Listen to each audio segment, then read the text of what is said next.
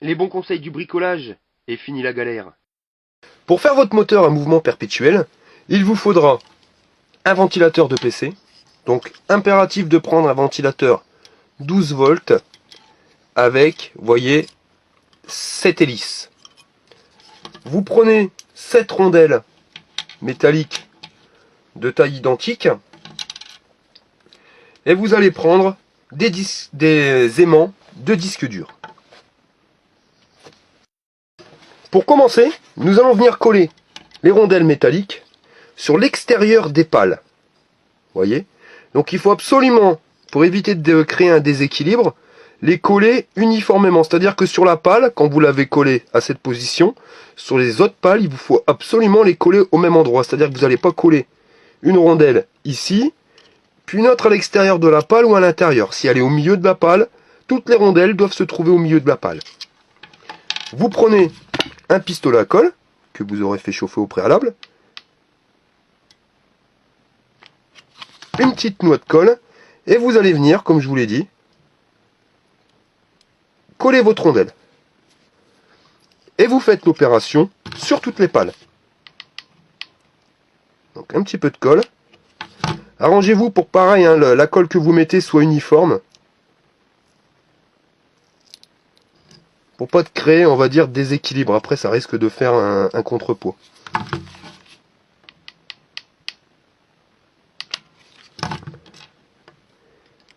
Et vous répétez l'opération sur toutes les pales. Voilà, donc les rondelles métalliques ont été collées, comme vous pouvez le voir. Maintenant, nous allons coller les aimants. Alors sur les aimants, il est impératif, donc c'est de récupérer des aimants de disque dur. Pourquoi? Parce que vous avez la même magnétisation. D'en récupérer donc 3 entiers et un quatrième que vous auriez coupé en deux. Vous voyez? Coupé en deux. Donc vous allez prendre le premier des plus gros aimants et vous allez venir le coller sur un coin. Vous voyez? Donc il faut absolument pas qu'il touche les hélices, mais qu'il soit assez près pour attirer le champ magnétique. Donc vous allez venir mettre votre colle et appliquer votre premier aimant comme ceci sur le ventilateur. Donc veillez bien à ce que ça ne touche pas. Hein. Vous voyez, on commence déjà à voir le mouvement. Ensuite, comme vous pouvez l'observer, c'est pour ça qu'il est impératif d'avoir des ventilateurs à 7 pales, vous allez voir que les pales sont décalées par rapport au coin. Et bien ça va nous servir. Vous allez reprendre un deuxième aimant complet. Vous allez combler de colle dans le deuxième coin. Et vous allez poser votre aimant à l'identique. Vous voyez, on fait juste dépasser un petit peu. Ça ne touche pas. Là, on commence à voir qu'il manque pas grand chose pour que ça se lance. Donc les deux aimants sont collés, nous allons coller le troisième. Et vous allez voir que quand on commence, vous voyez, quand on commence déjà à remettre 3 aimants, on commence déjà à voir l'effet, on va dire, de mouvement. Donc, même punition, vous prenez votre colle, vous le mettez au coin, et vous superposez votre aimant.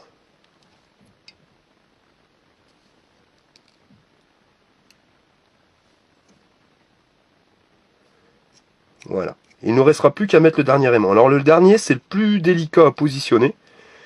Je vais vous faire voir. Donc le plus délicat des aimants, ça va être le quatrième, donc le demi-aimant. Pourquoi demi? Pour qu'il y ait un champ magnétique qui soit inférieur aux autres. Parce que si vous avez un champ magnétique qui va être identique sur les 4 coins, au bout d'un moment, votre moteur va s'arrêter. Donc là, le plus délicat, c'est vraiment de le positionner. Donc vraiment être sûr qu'il soit positionné aux 3 coins pour les 3 aimants, les 3 premiers aimants. Et ensuite, avec votre aimant, vous allez venir vous rapprocher tout doucement donc des rondelles. Comme je vous dis, hein, c'est pas le plus facile. Donc vous approchez. Hein, et quand on retire, regardez, ça s'arrête. Voilà. Donc vous voyez, je crois que sur le centre, ça devrait être bon. Donc on va recommencer. On l'approche. Ouais. Et c'est vraiment à l'impulsion. c'est au millimètre. Voilà. Donc vous bloquez. Quand vous voyez que votre moteur commence à tourner, vous savez que l'aimant, vous devez le mettre là. Donc vous allez retirer l'aimant et vous voyez que dès que vous retirez l'aimant, bah, le moteur va avoir tendance à s'arrêter. Alors, je vais venir coller l'aimant. Donc vous positionnez. Voilà. Et ça devrait marcher. Voilà. Donc bien le positionner. Et voici, vous voyez, votre moteur perpétuel est maintenant créé. Voilà, donc votre moteur tourne. Vous allez le poser sur la table pour être sûr que vos aimants sont bien réglés, parce qu'il y arrive, hein, je ne vais pas vous mentir, sur ce tuto, j'ai dû recommencer 4 fois au niveau des aimants, parce qu'il suffit juste qu'il y ait un des aimants qui soit pas bien positionné, et votre moteur va prendre du retard et va finir par s'arrêter. Donc vous faites le test, vous le posez. Désolé pour le petit bruit de vibration, mais vraiment il faut regarder. Hein. Ouais, c'est bon, ça fonctionne. Donc une fois que vous avez calé les aimants sur votre ventilateur, il vous restera plus qu'à exploiter, on va dire, le courant qui sort de la fiche. Parce que c'est l'effet inverse, c'est-à-dire que si votre moteur tourne, bah, il crée du courant, il devient un générateur. Un moteur où vous injectez du courant, il tourne, c'est un moteur. Quand ce moteur tourne, mais qu'il n'a pas de courant, c'est lui qui va créer son propre champ magnétique et qui va créer le courant. Il devient générateur. Donc pour convertir en 220, parce que n'oubliez pas que on a utilisé un transformateur de 12 volts, enfin un moteur de 12 volts, il va nous falloir un transformateur de 12 volts. À savoir, comme il y a des pertes, moi je préfère utiliser, donc je sais pas si vous voyez hein, sur la vidéo, c'est un transformateur 9 volts, mais impératif, un assez puissant, donc là vous voyez 12 volts ampères, ce qui quand même permet d'avoir une bonne patate. Et en alternatif, c'est impératif. Avant toute chose, avant de le raccorder, là vous avez la prise 220. Donc logiquement vous mettez la prise 220 dans votre réseau, donc dans votre prise électrique, et vous allez convertir du 220 volts en 12 volts de sortie. Enfin là en l'occurrence 9 volts. Là on va faire l'inverse, c'est-à-dire qu'on va injecter du 12 volts dans le secondaire du transfo, et donc en primaire il va nous sortir tout simplement du 220. Donc avant toute chose, le primaire qui ici va devenir le secondaire, vous allez le couper. Vous coupez le fil. Voilà. Vous allez le dénuder.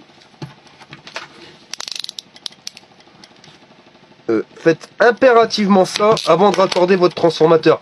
Sinon vous allez vous prendre une châtaigne, il va être sous tension, vous allez vous prendre du 220. Hein. Vous prenez, vous dénudez les fils. Et vous allez venir y raccorder une simple multiprise, une triplette, hein, ce que vous voulez. Ça sera les prises qui vous desserviront du 220. Pour éviter de prendre une châtaigne, vous voyez, vous allez venir visser les dominos directement sur la multiprise, ce qui nous permettra d'isoler le système.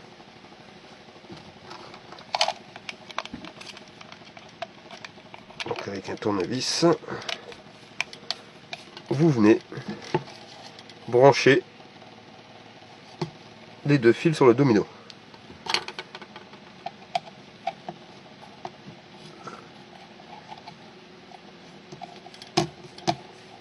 Nous allons nous occuper du primaire. Donc vous allez prendre la sortie, vous allez couper le fil, venir le dénuder.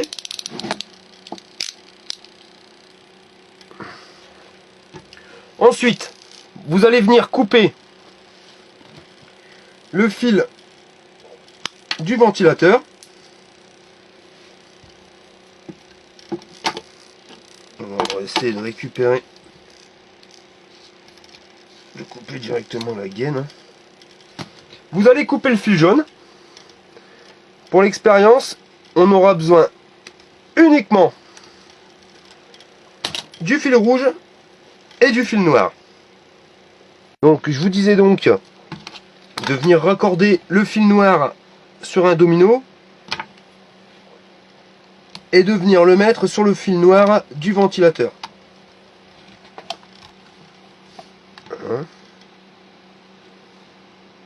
Par contre, n'oubliez pas, il est vraiment impératif d'avoir branché à la sortie du 220 un domino avec votre multiprise. Si vous n'avez qu'un appareil à raccorder, genre une seule ampoule, un seul circuit éclairage, vous n'êtes pas obligé de mettre la multiprise. Là, c'est vraiment pour la démonstration. Quand vous voyez le prix de l'électricité, c'est quand même de sacrées économies. Vous voyez? Donc là, vous avez le transfo. Et là, dans la logique, vous devez avoir 220 volts directement à l'intérieur de votre prise.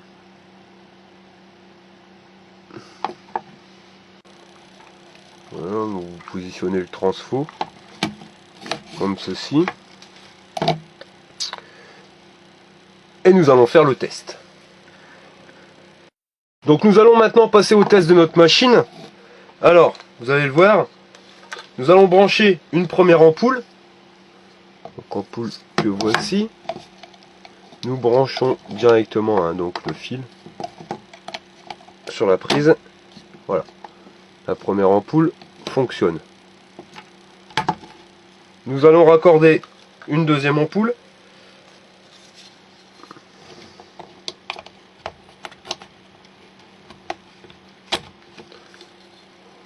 Vous voyez, les deux ampoules fonctionnent parfaitement. Et nous allons maintenant brancher une troisième ampoule.